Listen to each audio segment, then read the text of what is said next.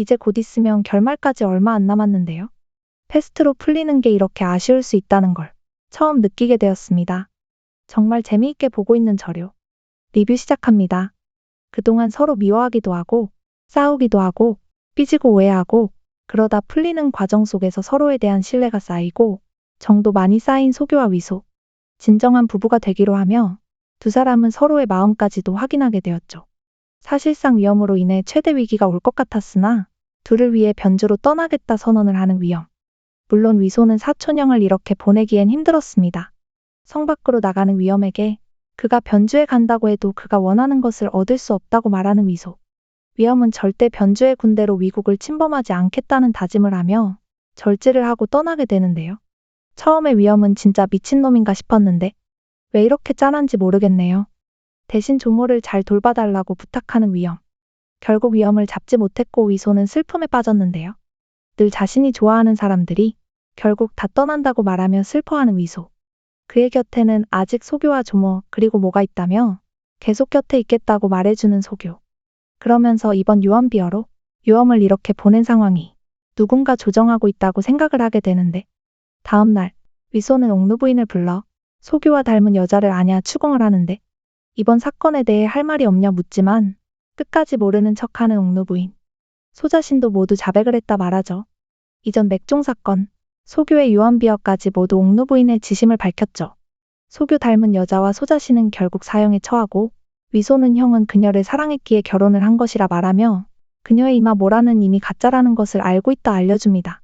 사형은 면하지만 군법에 의해 비형을 내리는데 비형은 코가 잘리는 건데요. 와 어마어마한 처벌이네요. 코를 잃은 것도 잠시. 바로 정신을 가다듬은 옥루 부인은 양해국에 가 유염에게 자신이 군사 5만을 들고 왔다며 거래를 하자 하고 무상국에서 온 사신이 옥루 부인에게 유염과 혼례를 청하고 유염 역시 그녀를 부인을 맞이하겠다 하지만 그녀는 오로지 거래를 하자고 말합니다. 한편 소교의 조부가 돌아가신 지 1년이 되는 날 소교를 위해 조보를 기리는 시간을 마련해줬던 위소인데요. 사실상 소교의 조부는 위소의 원수인데 소교를 위한 시간을 줬다는 게 참 대단하네요. 이제 1년 제사를 마무리하고 드디어 합방 계획 준비를 하는 소교와 정무실에서 안절부절 못 쏠 위소. 분명 위소가 아무것도 모를 거라며 소교에게 책까지 권유하는 큰엄마. 드디어 합방 시작. 소교는 1년간 효를 다할 수 있게 해줘서 고맙다 인사를 하고 생각보다 수위가 꽤나 높은 농도 깊은 키스를 보여주는 소교와 위소. 그래, 우리가 이렇게 기다렸어. 하지만 아직 다 하지도 못했는데 언주가 포위됐다는 정가를 받게 되고 아니 합방도 하기 전에 전쟁이라니. 어쩔 수 없이 중지하고 회의 들어가는 위소. 유염이 군사를 이끌고 소강을 습격하고 반일 만에 반읍으로 갔다는데 유염이 소강과 반읍 사이에 비밀 통로를 발견한 것인데요. 이 통로는 소교가 언니대교에게 박해에 정착할 때 비밀 통로를 만들라고 했던 것이죠. 지금은 위소를 신뢰하지만 당시 소교도 대비책이 필요했기 때문입니다. 하필 그걸 유염이 발견한 것. 마침 수로 공사를 하느라 군대를 이용한 위소의 약점을 노린 것인데 모두 옥루 부인의 작전이었죠. 이 사실을 조모에게 알리러 가지만 그냥 바둑을 두자는 조모. 이미 조모는 이런 날이 올 것이라 예상했었는데요. 언주를 도우면 위국 역시 위태로울 수 있어 고민을 하자. 오히려 위소는 그런 할머니에게 화를 내며 14년 전 소교 할아버지가 위국을 배신한 것과 뭐가 다르냐고 따지게 됩니다. 위소 멋져. 다음날 출정을 하는 위소를 위해 밤을 새워 전투화를 수리하는 소교. 소도도 출정하는 위량을 위해 부적도 건네주고 돌아오면 혼인하자는 말을 하는데 이 말 왜 불안하죠? 안 돼. 출정식 날. 유염이 겸성과 반읍을 동시에 공격해 막으러 가야 하는 상황. 출정하는데 마음이 아파서일까요? 눈길 한 번 안 주는 위소를 위해 북을 쳐주는 소교입니다. 그리곤 바로 박해로 지원병을 구하러 가겠다는 소교. 한편 그 시각 변주의 위험은 위소를 도와주러 가겠다고 하자 아빠는 반대를 하고 속상한 위험은 술로 달래는데 변주의 군인들은 대놓고 위험을 조롱하며 시비를 걸고 결국 싸우게 되고 생각보다 위험은 굉장히 세죠. 거기다 부상당할 뻔한 장군을 도와주자 모두가 그를 인정해주는데 뭐 이런 걸로 인정을? 위험의 아빠인 천방 역시 아들을 칭찬하지만 위험은 자신은 위국 밥을 먹고 자랐기에 이곳 소주가 되기 싫다고 말합니다. 결국 수변으로 가라고 하는 아빠 천방.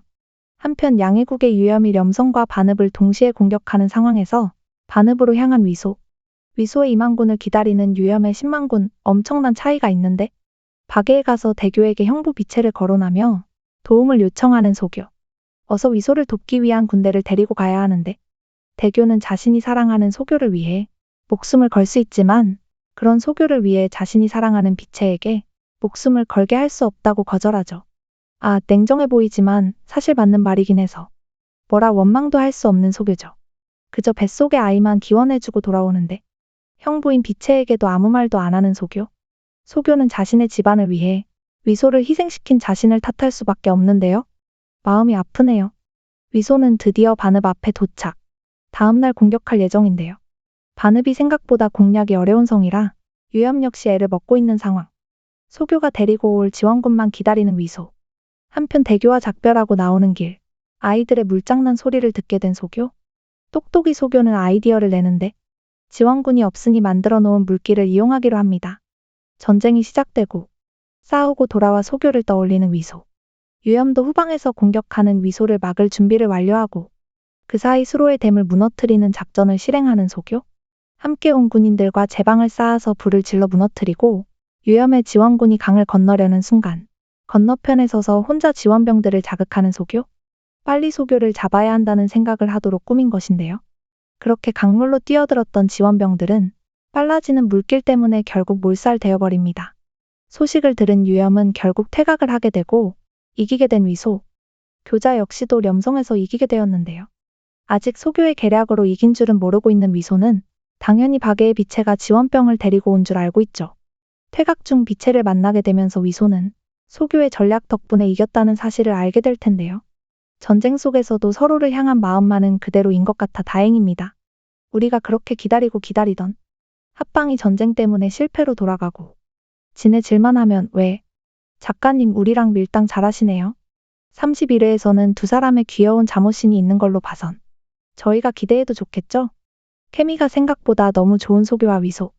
전쟁통에 빨리 만나기도 힘들지만 두 사람은 같이 있어야 더 좋은 것 같습니다. 곧 있으면 결말을 앞두고 있는데 괜히 새드 엔딩 넣지 마요. 이대로 똑똑이와 소교에게 미친 자로 끝내주시길 바라봅니다. 오늘도 재미있게 보셨다면 좋아요, 구독 부탁드립니다.